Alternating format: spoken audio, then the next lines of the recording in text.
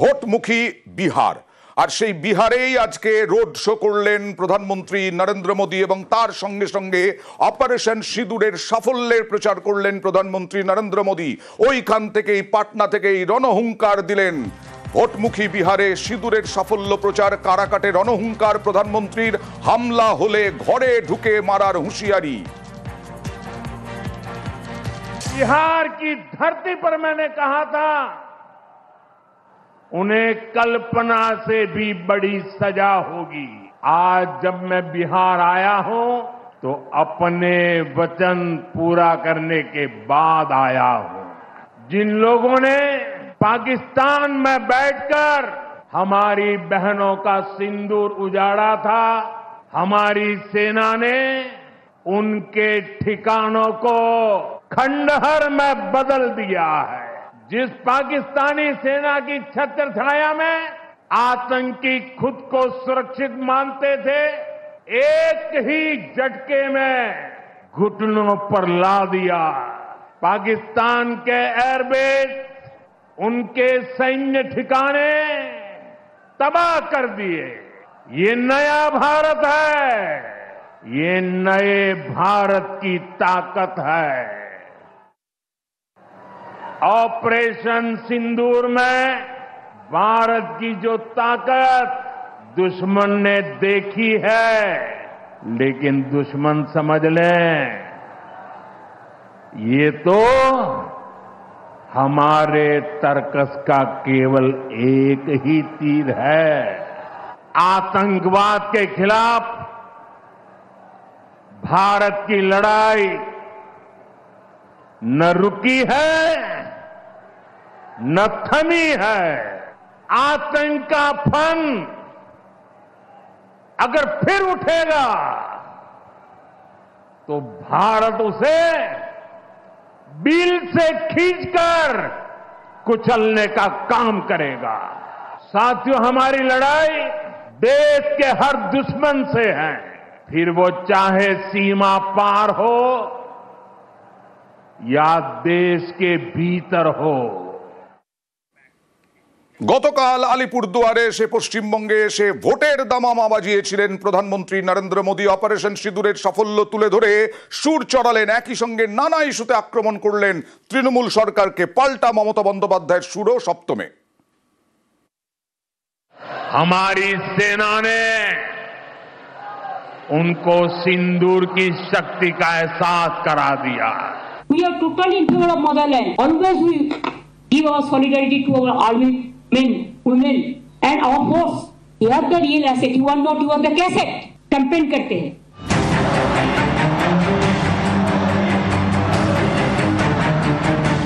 বৃহস্পতিবার আলিপুরদুয়ারে নরেন্দ্র মোদীর সভা, 25-এই বাজিয়ে দিলেন 26-এর ভোটের দামামা। बंगाल में मची चीख पुकार, नहीं चाहिए निर्मम सरकार। बांग्लार चित्कार लागबे ना, निर्मम छोरकार। पश्चिम बंगाल को तुष्टीकरण की, घोटालों की राजनीति से मुक्ति चाहिए। बंगला में क्या है, चुनाव आ रहा है, वो बहुत देर है।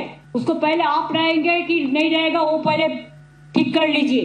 और बंगाल कभी बीजेपी का हाथ में नहीं जाएगा। Our representative Abhishek Banerjee is also in the team and he is shouting his voice every day against the terrorism. And at that time, Mr. Modi ji, not as a prime minister, you are as a prime minister, as a BJP president, you are criticizing the government, which government is giving you full support, and you are accusing the government to politicize the things. Operation সিঁদুরের পর প্রথমবার পশ্চিমবঙ্গে প্রধানমন্ত্রী আলিপুরদুয়ারের মঞ্চ থেকে তুলে ধরলেন operation সিঁদুরের সাফল্য, চেষ্টা করলেন জাতীয়তাবাদের হাওয়া তোলার। हमारी सेना ने उनको सिंदूर की शक्ति का एहसास करा दिया। भारत पर आतंकी हमला हुआ तो दुश्मन को उसकी बड़ी कीमत चुकानी पड़ेगी। অনেকের প্রশ্ন, অপারেশন সিঁদুরের সাফল্যকে সামনে রেখেই কি ভোট প্রচার শুরু করে দিয়েছেন নরেন্দ্র মোদী?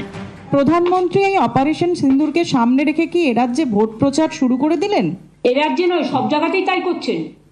রাজনীতির রং লাগিয়ে রাজনীতির হোলি খেলতে এসছেন একজন প্রধানমন্ত্রী।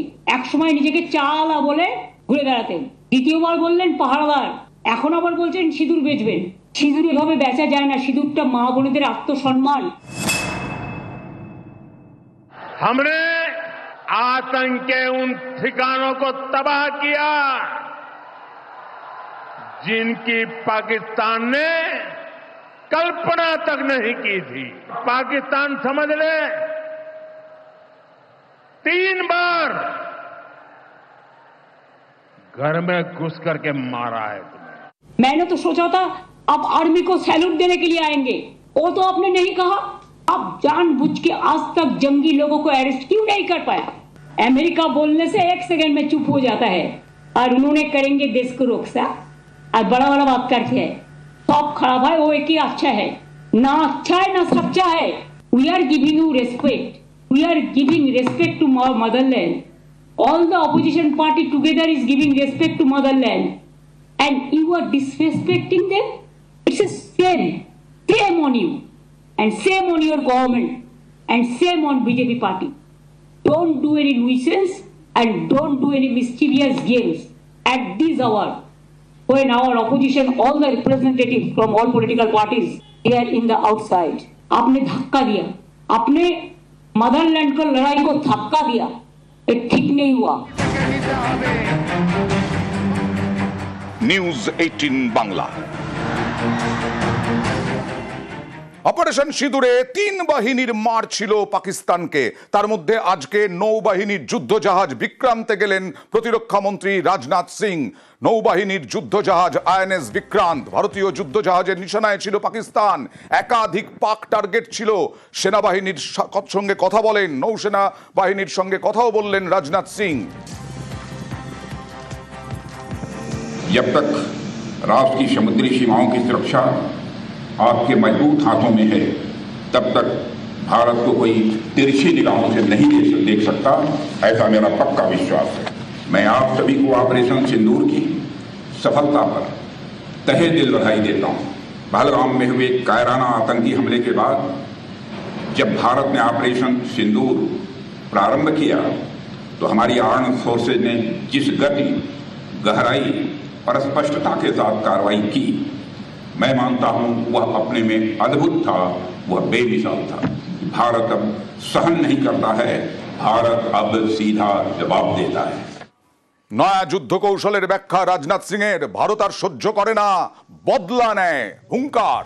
অপারেশন সিঁদুরে পাকিস্তান খান খান বলে দাবি। কয়েক মিনিটে তামাম জঙ্গি ঘাঁটি ধ্বংস।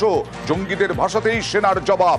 মারের চোটে ভারতের শর্তেই সামরিক বিরতি। রাজনাথ সিং বললেন, अगर ऑपरेशन सिंदूर में भारतीय नौसेना अपनी फॉर्म में आई होती तो पाकिस्तान के 2 टुकड़े ही न होते, बल्कि मैं समझता हूं शायद 4 टुकड़े हो जाते। साथियों, जिस तरह आप हमारी समुद्री सीमाओं की रक्षा करते हैं, जिस इंटेंसिटी से आप हिंद महासागर की हरकत को ट्रैक करते हैं, अगर आपकी वह क्रेडिबिलिटी, कैपेबिलिटी इस मिशन का हिस्सा होती तो पाकिस्तान का क्या अंजाम होता, यह मुझे बताने की जरूरत नहीं है। एक तरह से कहें तो पाकिस्तान बहुत खुश नसीब है कि ऑपरेशन सिंदूर के दौरान हमारी नेवी ने अपने पराक्रम का जितना प्रदर्शन करना चाहिए था वह नहीं कर पाई। আর কাপুরুষের মতো পাকিস্তান সাধারণ মানুষের ওপরে, আমাদের ভারতীয় নাগরিকদের ওপরে হামলা চালিয়েছিল পুঞ্চে। বিশেষ করে সেখানে অমিত শাহ গেলেন, স্বরাষ্ট্রমন্ত্রী অমিত শাহ গেলেন। আহত যারা তাদের সঙ্গে কথা বললেন এবং ক্ষয়ক্ষতি হয়েছে যাদের, বাড়ি ঘর ভেঙে গেছে মর্টার শেলে পাকিস্তানের, তাদের সঙ্গে কথা বললেন। আর্থিক প্যাকেজের কথা ঘোষণা করলেন। নিহতদের পরিবারের সঙ্গেও দেখা করলেন। সাধারণ মানুষ মারা গেছে, সাধারণ মানুষকে টার্গেট করেছিল কাপুরুষোচিতভাবে পাকিস্তান। हमने तो हमला आतंकवादियों पर करा था, मगर पाकिस्तान ने हमले को अपने पर हमला माना और समग्र दुनिया के सामने प्रदर्शित किया कि हम ही आतंकवादियों को पनाह दे रहे हैं, हमने ही पाकिस्तान को आतंकवादियों की पनाहगाह बनाया है। एक भी सेना के स्थान पर हमला नहीं हुआ था, एक भी पाकिस्तान का नागरिक हताहत नहीं हुआ था। इतने सटीक तरीके से भारतीय सेना ने संयम बरतते हुए पाकिस्तान पुरस्कृत आतंकवादी अड्डों को तहस नहस किया था। और बौखलाए हुए पाकिस्तान ने क्या किया? दूसरे दिन भारत में जम्मू कश्मीर में रिहायशी इलाकों में गोलीबारी, और इसका सबसे बड़ा नुकसान हमारे पुंछ को हुआ। ये 3 दिन की जो आफत आई उसमें मैं जम्मू कश्मीर प्रशासन के सभी अधिकारियों को भी, एलजी साहब को और मुख्यमंत्री और सभी मंत्रीगण और सभी विधायकों को भी बहुत बहुत साधुवाद देना चाहता हूं, क्योंकि हरदम प्रशासन जनता के साथ खड़ा हुआ दिखा। हर जगह प्रशासन मौजूद था और एक सीनियर अधिकारी को भी अपना बलिदान देना पड़ा।